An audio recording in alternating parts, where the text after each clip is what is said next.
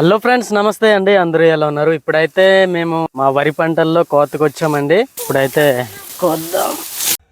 ఇది మా పొలం అన్న. ఈ రోజైతే మేము కోతకొచ్చాము. ఇలా చెప్పుకోవడానికే కానీ మాకంత పెద్ద పొలాలైతే ఏం లేవు. ఉన్న ఈ 50 సెంట్ల భూమితోనే ధాన్యం పండించి సంవత్సరం అంతా తిండికి ఉపయోగించుకుంటాం. ఒక్కోసారి ప్రకృతి వైపరీత్యాలు, తుఫాన్ల వలన ఏదైనా పంట నష్టం జరిగితే గనుక చాలా ఇబ్బందులు ఎదుర్కోవాల్సి ఉంటుంది. రేషన్ బియ్యం ఇవ్వడం వల్ల మా లాంటోళ్ళకి ఎంతో మంది మేలు కలుగుతుంది. ఈ రోజు మధ్యాహ్నం ఫుడ్ ఏంటో తెలుసా? ఇది మా గిరిజనులకు ప్రత్యేకమైన ఆహారం అండి. ఒకరోజు ముందే తయారు చేసుకున్న గోంగూర ఆకుల పకాడన్నం. ఒకరోజు ముందే ఎందుకు చేస్తారంటే పులుపుదనం కోసం, అలాగే చల్లగా ఉంటుందని. ఈ పకాడన్నంతో తినడానికి కూరలు అయితే 3 రకాలుగా ఉన్నాయి. మొదటొచ్చి అలసందల కూర, రెండోదొచ్చి గుమ్మడికాయల కూర, మూడోదొచ్చి గుమ్మడాకుల కూర అండి. గోంగూర ఆకులతో పకాడన్నం ఏ విధంగా తయారు చేస్తారు అనేది ఫుల్ వీడియో కింద లింక్ ఇచ్చాను, అక్కడి నుంచి చూసేయండి.